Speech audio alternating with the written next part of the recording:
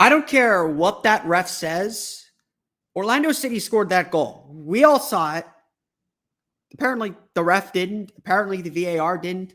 Orlando City should be in the playoffs today instead of having to wait for a draw on Wednesday or a win or a draw on Sunday. But here we are complaining about the refs.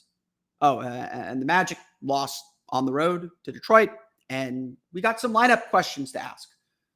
Happy Monday. Happy City Edition Jersey Day. We'll talk about that later. Welcome to Locked On Magic.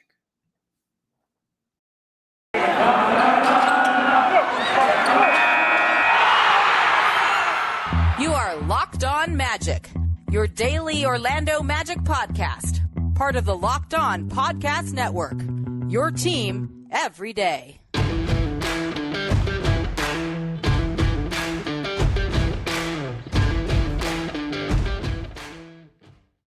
And you are indeed a Locked On Magic. Today is November 1st, 2021. My name is Philip Rossman-Reich. I'm the site expert and editor over at OrlandoMagicDaily.com. Of course, find me on Twitter at PhilipRR_OMD.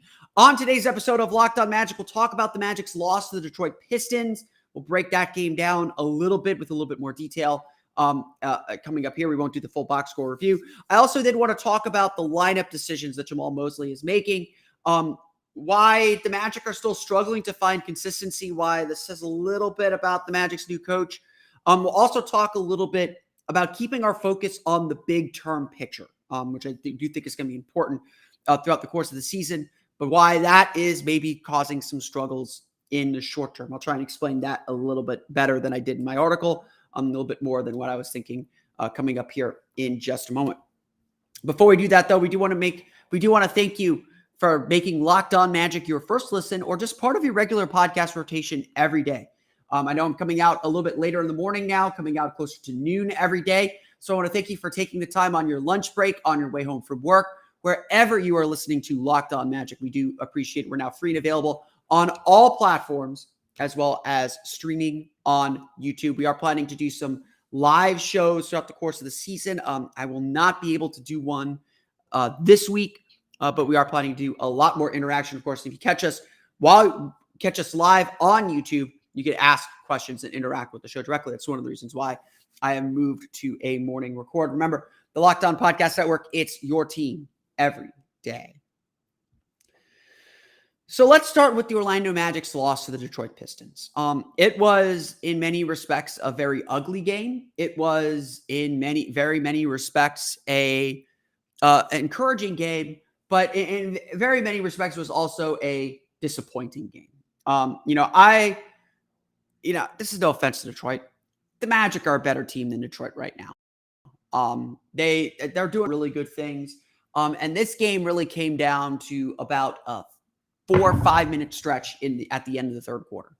The Magic had flipped a 10-point deficit in the first half, made it a 1-point game at halftime, and turned it into a 7-point lead. The third quarter, or at least the first half of the third quarter for the Orlando Magic, was some of the best basketball they played all year. And we're seeing this now more consistently with the starting group especially, and with some of those reserve groups that come in with the starters in the game. They're able to really sustain a high-level play. They're able to get some really good shots, able to move the ball effectively, do all the things that Jamahl Mosley has talked ad nauseum about what he wants his team to do. I am super excited about what we've seen from the Magic to this point. For a 1-16, there's a lot of things I really like about what the Magic are doing, and it's just about consistency. It's about being able to do it for 48 minutes because every game, and we'll talk more about this in a little bit, every game, the Magic have about a 3 or 4 minute stretch where everything falls apart. And that happened probably from about the 5 minute mark of the third quarter to the very end of the third quarter. The Pistons went on a 19-1 run and flipped a 7-point deficit into a 10-point lead. And they had a 9-point lead heading into the fourth quarter. And on the fifth game in 7 nights, Orlando just really ran out of gas. And again, I don't think that's an excuse. I don't think that's the full reason. I think momentum just really turned on them and they just didn't have the reserves to go get back into the game. And again, credit to the Magic. They got down by as much as 18.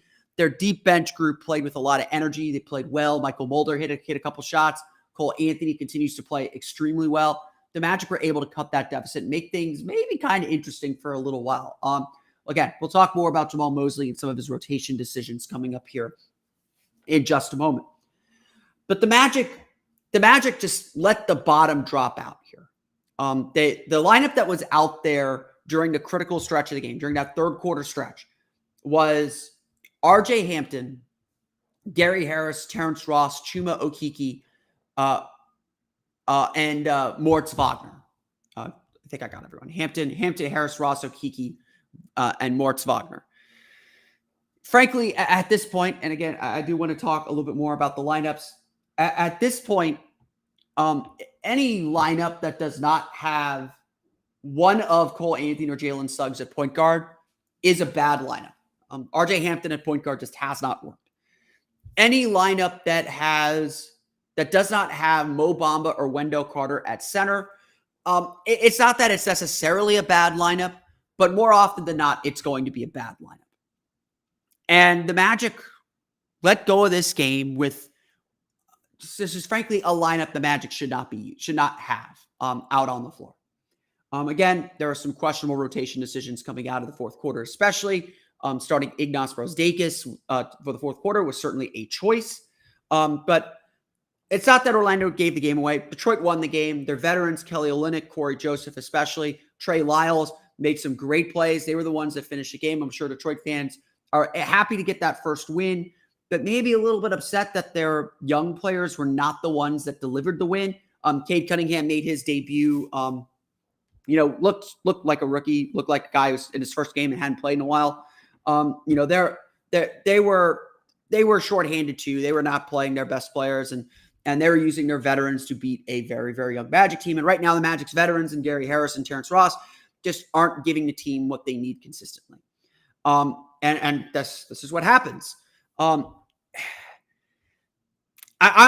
disappointed because this was a winnable game. I don't care if it was, I know it was a fifth game in 7 nights. I know the schedule's been brutal to this team. I'm disappointed because this is a game that I felt the Magic, had a chance to win. Y'all know my philosophy on things. I know this team's not going to win very many games, but when you have the opportunity to win, I want to see the team win. If you're losing because of youthful mistakes, if you're losing because, you're putting the ball in Jalen Suggs' hands to get late game situations, and he's making mistakes, to a certain extent, I can live with that too. And we'll talk again a little bit more about that philosophy coming up here in a minute as well. I'm not angry about that. I won't get angry about that. What I will get angry about is if the team isn't put in a position to win. If the team continually makes mistakes that aren't learning mistakes, but just silly mistakes. And in this one, there was a lot of that. Gave up a ton of offensive rebounds in the first half. Did a good job locking that down in the second half, just like they did against Toronto on Friday. Put themselves in a position to win. They played, again, some of their best basketball in that third quarter. The ball moved, the ball flew across the lane. I don't think Detroit did very much differently defensively. I think Orlando started forcing some shots, stopped moving the ball. They missed some shots, and missing shots was a big key in the first half as well. But the Magic's defense really kind of let go of the rope. And, even though the Magic's defense is now improving, it is still the worst defense in the league at the moment by defensive rating. This team's better than that. And right now, I think the Magic are kind of searching for a 48-minute effort. And I think that's the frustration is we see all this good and it just hasn't come together. Let's go quickly through the box score real fast for the Orlando Magic as they fall. They fall 110-103 to the Detroit Pistons. Franz Wagner, 19 points, 8 for 15 shooting, 3 for 6 from deep, continues to play fantastic. I love everything that Franz Wagner is doing in this game, doing for this team. Just a really solid game for him. Again, if the box score doesn't do it justice, watch him play. He does a lot of just really smart things on the floor. Mo Bamba, 10 points, 3 rebounds, disappointing coming off of back-to-back double-doubles. He's got to rebound. He's good on the offensive glass, but really poor on the defensive glass. He's got to do a lot better there. Cole Anthony, 15 points, 10 rebounds, 6 for 11 shooting. Cole Anthony has found his groove, folks. He is the best player on the Magic right now, just by the way he's playing. The Magic just do not function very well without him. Jalen Suggs, 10 points, 5 rebounds, 6 assists, 3 for 13 shooting, 0 for 4 from deep, and 2 turnovers. Suggs, I think, is still getting there. I don't hate these Jalen Suggs games. The shots are the only thing that's frustrating about him right now. Third quarter, he took over the game with his defensive effort. Just to be fair, like he was all over the place defensive. Magic had some incredible defensive possessions in that third quarter. So I really, really like what Jalen Suggs is doing. The shot's going to come. I have no doubt about that. The shot's going to round out for him as well. RJ Hampton, 11 points, 4 for 7 shooting off the bench. Moritz Wagner, 13 points, 4 for 7 shooting, 4 for 6 from 3 off the bench as well. If there's a reason Mosley went with that lineup that I do not like, it's because both Hampton and Wagner were playing well. He rolled the dice a little bit. Again, we'll talk a little bit more about what I'm deeming the zero lineups coming up here in a minute. Chuma Okeke, first game back, struggled, 2 points, 1 for 3, 3 turnovers, still getting his feet under him. I think he'll be a lot better tonight against Minnesota. The Orlando Magic fall to the Detroit Pistons 110-103. I want to talk about what I've called the zero lineups, and why the Magic are kind of stuck using these lineups and how the Magic can prevent them in the future. We'll get to that coming up here in just a moment. But first, thanks to the Great Resignation, the job market is filled with once-in-a-generation talent. So how is your organization going to put together an all-star team? Your front office needs an all-star roster, and you need Indeed to find them. Indeed is a hiring partner that gets you what you really want, what you really, really want. A short list of quality candidates as fast as possible, because you can do it all. Attract, interview, and hire all at Indeed.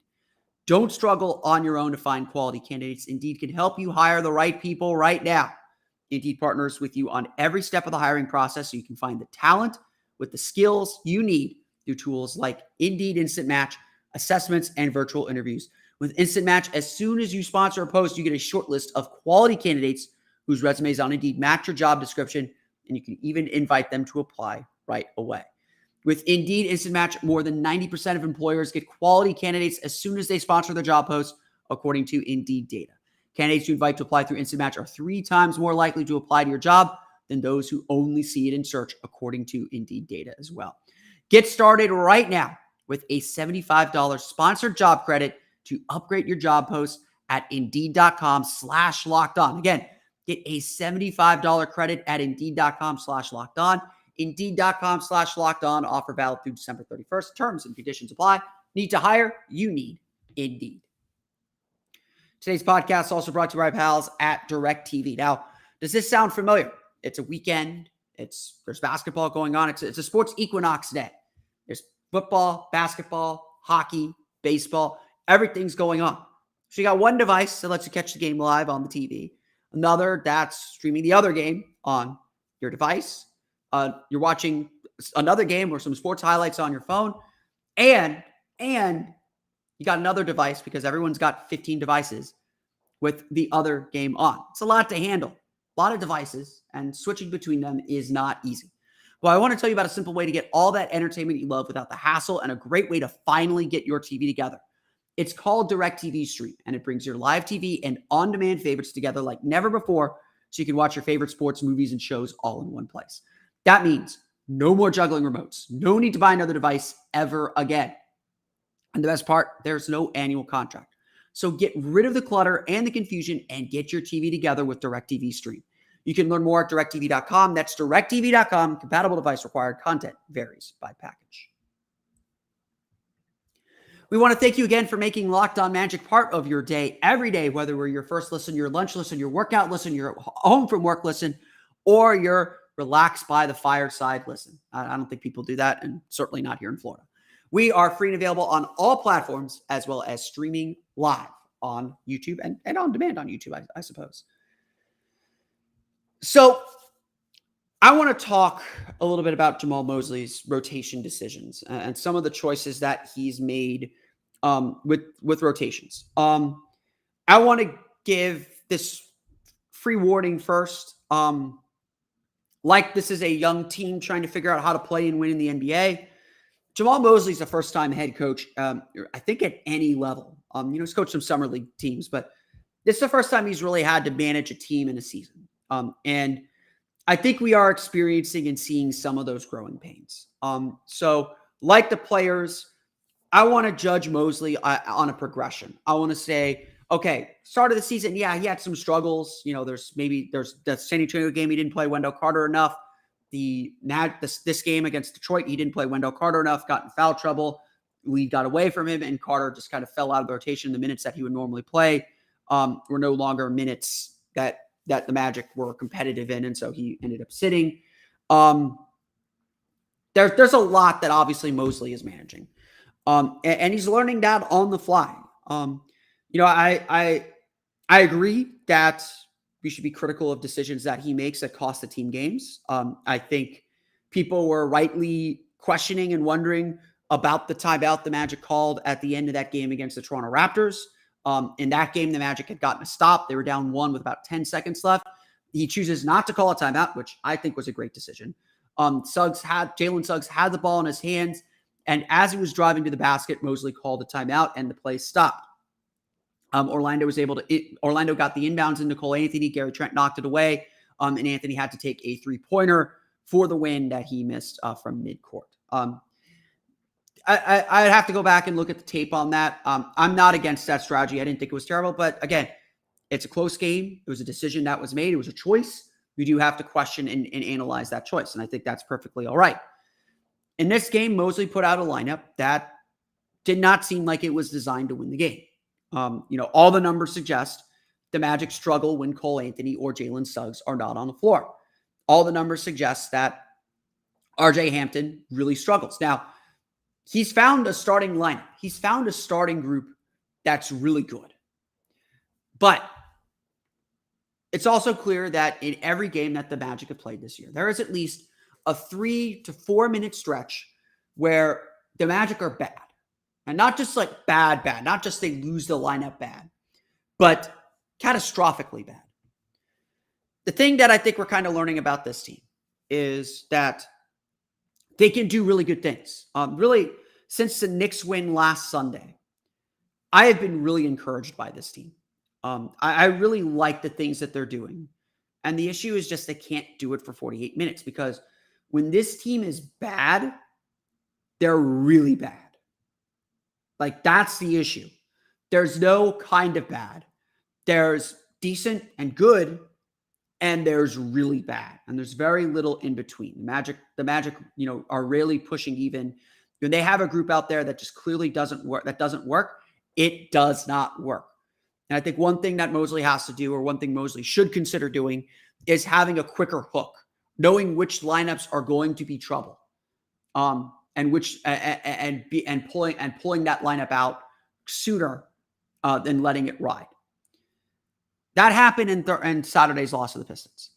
The Pistons closed the third quarter on a 27-11 run. They outscored them 19-6 in the final 4:54 of the quarter, again with Hampton, Harris, Ross, Okeke, and Moritz Wagner out on the floor. They made 7 of 8 shots and 3 3-pointers. Again, some of that is luck. Sometimes, there's going to be times where you get the doors blown open. But that lineup especially was not a lineup that I think most people liked or most people would intentionally play. There's definitely a bit of planning going on here. There's definitely a bit of difficulty planning this team. It's obviously injury depleted at this point. It's obviously not the full roster the Magic are going to have. And I think Mosley is trying to make sure that he keeps certain groups together. That Magic starting group is still one of the best in the league. By net rating among groups that have played a significant amount of time. But very, very clearly, Jamahl Mosley is still getting a feel for the kind of rotations he wants to build. Through 7 games, the Magic have used 85 different lineup combinations, and only 24 of those have played in more than 1 game together, and only 14 have played more than 6 minutes together.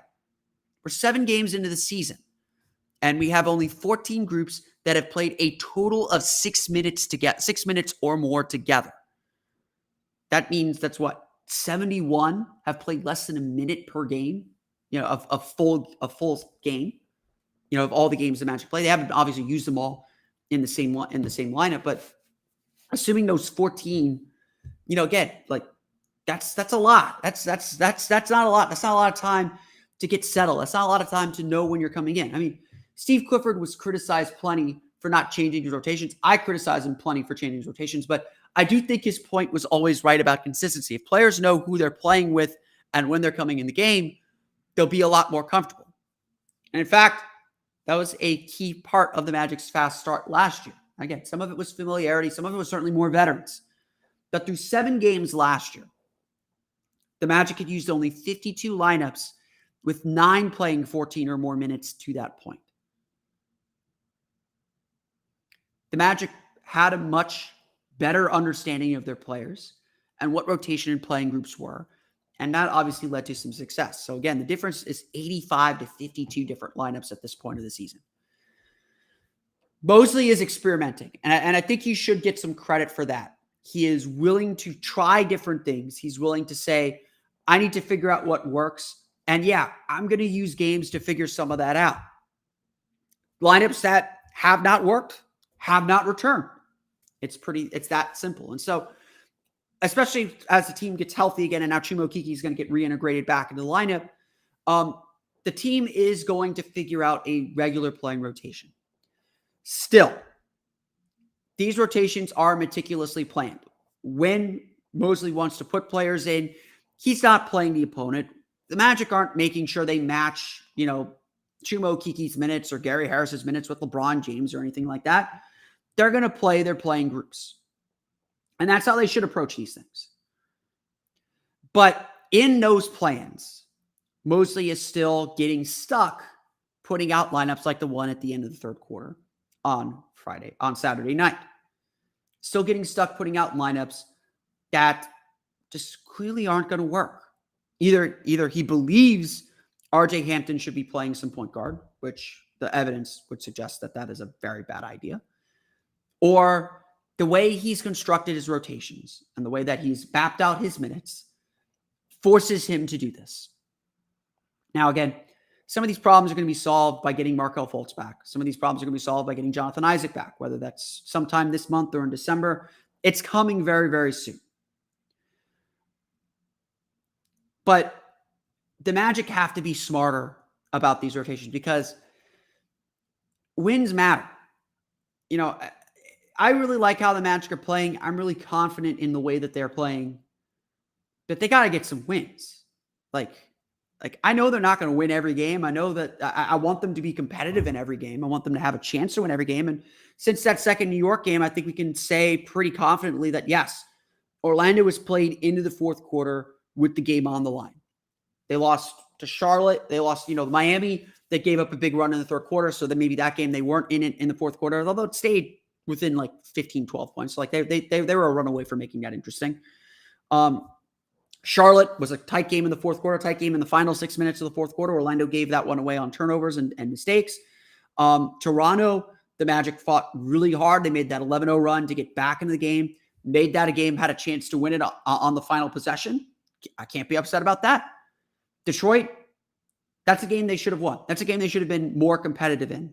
And it really just came down to a 5-minute stretch that turned the game on its head and killed all the momentum for this young team. Again, I'll give Mosley credit on this. He is thinking about fatigue. He is thinking about all the important things and keeping this team healthy so that they can continue to learn and grow. But you got to make a push for wins. You got to win when the opportunity is there. And no team is going to completely buy in without some results.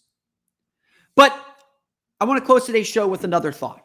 I think that Mosley has some in-game adjustments that he needs to make and adjustments to the way that he is coaching games. But I think the overall big picture is still pretty healthy and still in good shape for this Magic team. And we'll talk a little bit about what that overarching philosophy might be. We'll get to that coming up here in just a moment.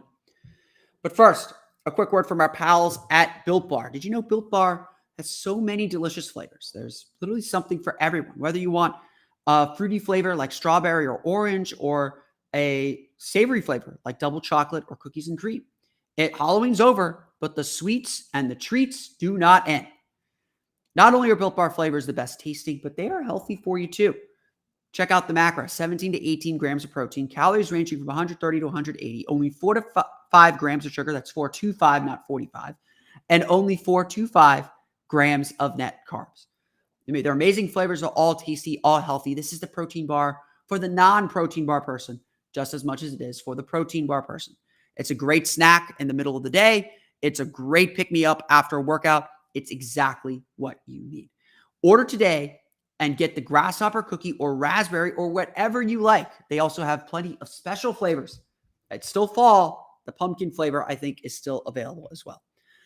Go to Built.com and use promo code LOCK15 and you'll get 15% off your order. Again, use promo code LOCK15 for 15% off at Built.com. So much of my time after Saturday's game was spent talking about these rotation decisions. I'm trained as an attorney. I play devil's advocate a lot. People ask me questions. I don't always answer with my opinion. I answer with what I think is going on. That doesn't mean I necessarily agree with everything that I'm saying. It doesn't mean I agree with what the team is saying. I'm just trying to give perspective on what the team is trying to accomplish. And as I was having these conversations with people about the rotation and saying, like, look, this is not how I would run things. Like I said, that lineup, once it got tied, I would have brought back Wendell Carter at the very, very least. I would have put in Jalen Suggs or Cole Anthony at the very, very least. I would have looked at, okay, I need to stabilize this lineup. How do I do that? And I would have broken my plan to make sure that we stay competitive. I think winning is important. I think you should be playing games to win. And I think players can sense, and they check out when they sense that you aren't trying to win games. And again, I'm not saying that Jamahl Mosley is not trying to win games. But what came out for me during all those conversations was a thought that I had during the Olympics. I'm very, very critical of the USA basketball program. I think that it is being run very, very poorly right now.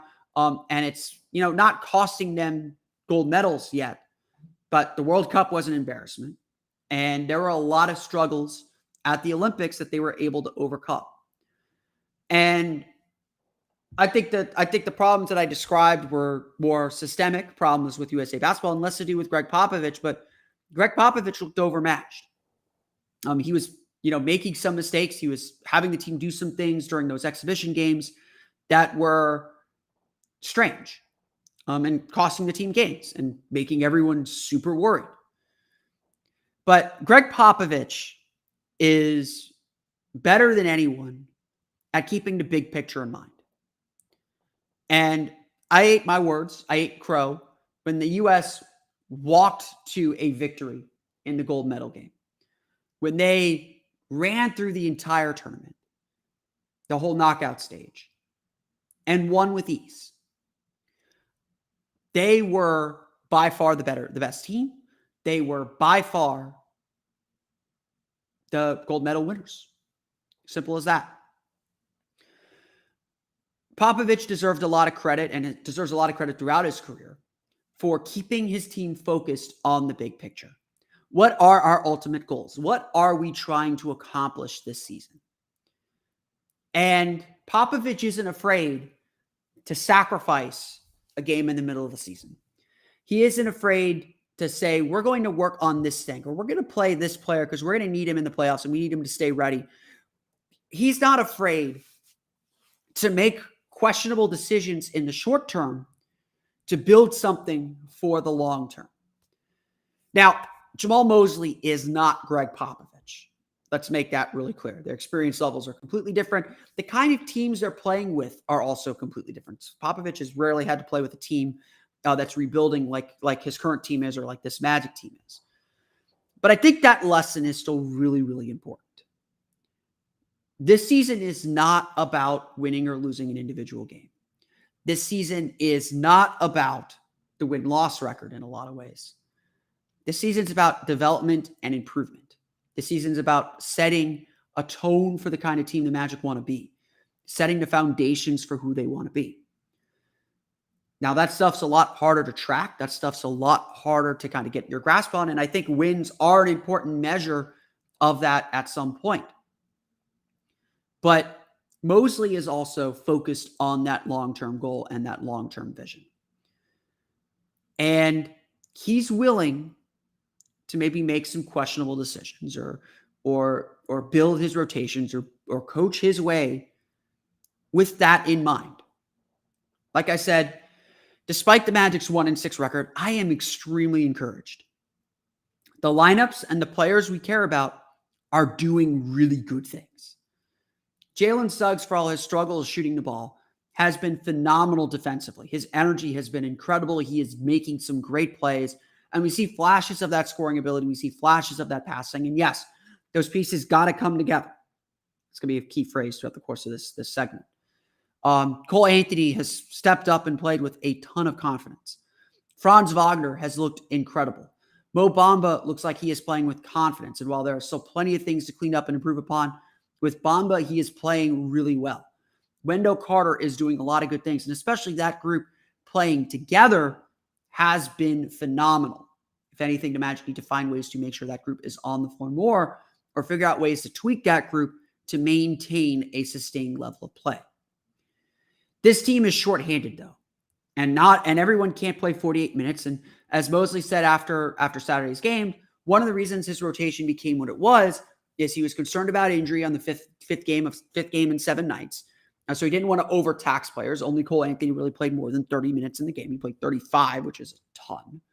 Again, injuries are forcing them to have to play players a little bit more than they want. His goal was also to make sure everyone gets through the season healthy. We don't want a repeat of last season. And so if that makes him a little bit more conservative with minutes, and if that makes him a little bit more conservative with changing some of these lineups and reacting through the course of the game, it is for a bigger reason. It is for a big picture reason. Now, do I agree with that? Do I think that is worth it? I don't have all the data, but I would say again, I would have, once that game was tied in the third quarter, I would have come back with Wendell Carter. If the Pistons picked up a 5-point lead, I would have broken that lineup and come back with Cole Anthony or Jalen Suggs, something to try and stabilize the team.